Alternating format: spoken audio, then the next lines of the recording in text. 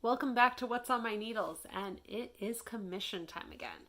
So I am working on a turtle. So those of you who are familiar with my store know that Shelly is a standard pattern of mine, or standard stuffy. And I'm making a Shelly, but this one is going to be much larger and done in a different color scheme. So Shelly's body is going to be done in this. I haven't decided if I'm going to center pull to start the body or not. And having it be an ombre means I've got a couple choices there, but that part's actually the last part. What is up next is actually the shell. And the shell is going to be done out of this variegated, so gray to black variegated. And the undershell, so the belly, is going to be out of this pretty gray. So I did end up having to buy 3 skeins of yarn just so that they would all be the same gauge. I have unfortunately learned through multiple rounds of trial and error that the major brands of yarn don't all work together when it comes to gauge.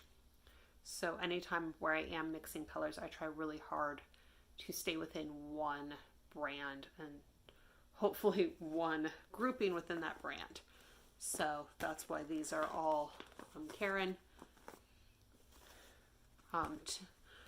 They are technically 3 different sets because one's ombre, one's just a jumbo, and one's a 1-pounder, but they're all the same size or same yarn weight. So let me get set up with the upper shell and I'll be right back. So I'm going to go ahead and start like I always do with a slip knot. So wrapping the yarn around my fingers, crossing over and pulling up the working end of the yarn, not the tail. There are lots of ways to make slip knots. That's just how I do it. I do have a slightly shorter end than most people do, but that's okay. Most places will suggest that you leave a 6 to 12 inch end for weaving in. I learned that that's long enough for me. So I'm inserting my needle through the front leg, wrapping around and putting the loop on the needle. So insert, wrap around, pull through, and up on the needle. I'm just going to continue this a lot while we kind of talk about this pattern. So Shelly is one of the first designs that I did as a stuffy, and typically Shelly is made with, I believe it's 54 stitches cast on for the top shell. Now, using 54 won't work because Shelly is about this big. So Shelly's little. Shelly is meant as a pocket pet, and this one is going to be a throw pillow. But at the same time, I can't quite just double it due to the fact that doubling it doesn't account for how I got that number in the first place. So the top shell is done in multiples of 6. The bottom shell, however, is done in multiples of 8. So the number that is important between the two is, in the original, is 48. So if we double that, that gets me to 96. And then going from there and adding 6 so the top shell is a little bit bigger, or yeah, it got us to 102. It's not actually even that the top shell needs to be bigger, it's that there was one repeat added to make it larger than the turtle inside. So the top one's going to be 102, the bottom one is then going to be 104. And I will show you how that math works later. So I am just going to continue this all the way around. This is a very beat up set of needles, as you can probably very well tell at this point. They need to meet some hot water again to straighten out. But I will continue working on this. I will be connecting or joining it without twisting, so that is a pretty standard phrase. What that actually means is that you make sure that this the chain edge is always pointing towards the center when you flip it around to connect to the other side. That way when you are knitting around, it won't be a Mobius strip. Okay, so I will be back a little bit further on in this project. I'm not sure how many steps are going to make it on camera, but I will be back in a little bit. So here I am past the edging, so two purl bump rows, so it is garter stitch at the edge, and then I've done a couple decrease rounds. So I'm going to go ahead and knit over to the decreases. They are evenly spaced around the shell, but all of them for me are just insert and knit through the back loop. For most people you will actually have to flip your stitches, but that is how mine work. So I'm going to continue this for a while. I will be back in a little bit.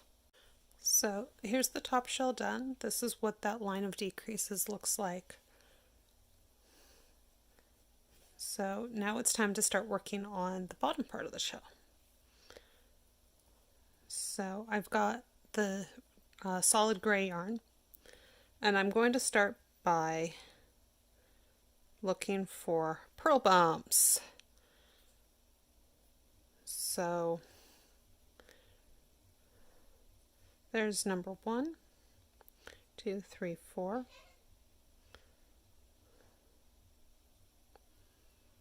I'm actually going to go in the bottom part because I forgot the...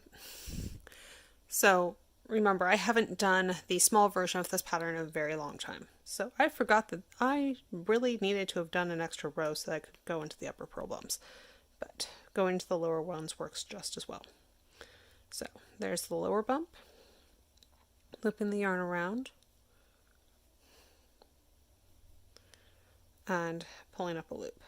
Now for the first one, I do find it easier to pull both parts of the yarn to the right.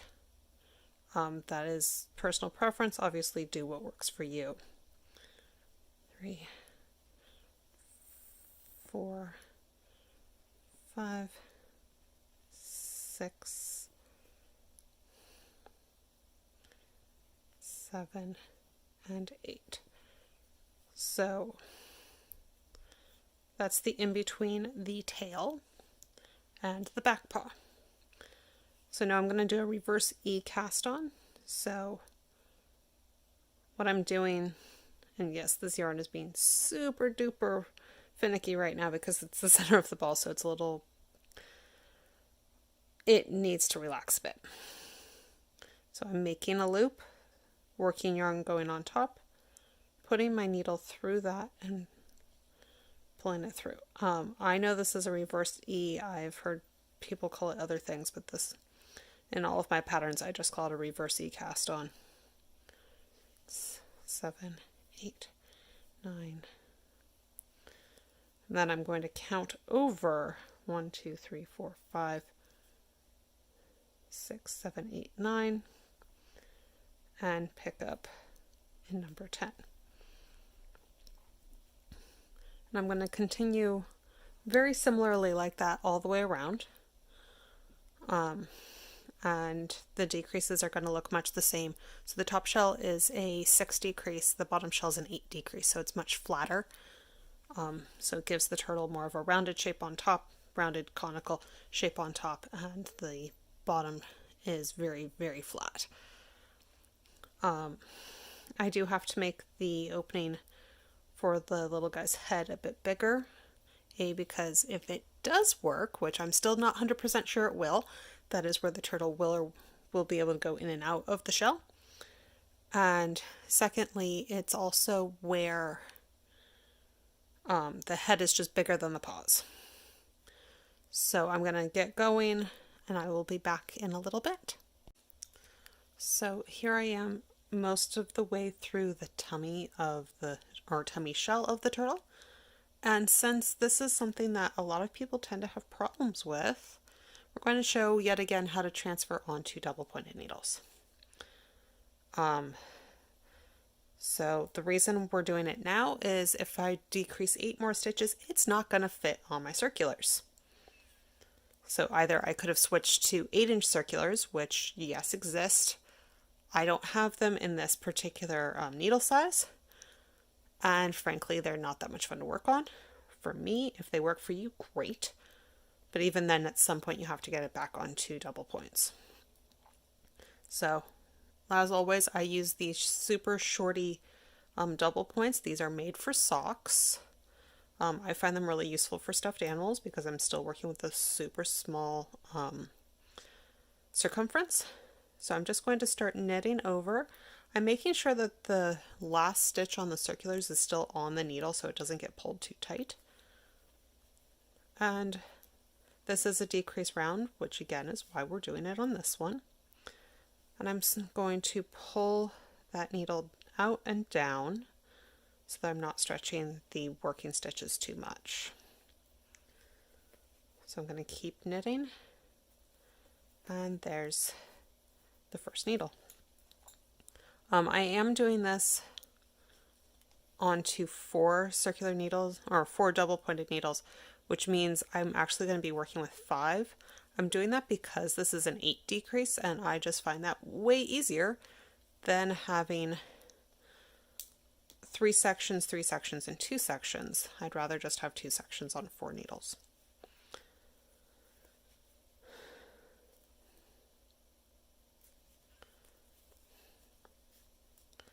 So when you see that double pointed needles are sold in packs of 5, that is part of the reason. Also, a lot of sock patterns are specifically written for 5 needles. Patterns are starting to be more needle agnostic, but not all of them are there yet. And obviously, as designers, we all have our own preferences for how we write things. Okay. Just getting enough yarn to finish this out. So that last stitch had got a little small, so I am having to work it up onto the needles a bit. Also, since, as I've mentioned before, these are some really old needles of mine for the circulars, so they're a little worse for wear, so they're a little more textured than they would be if they were brand new.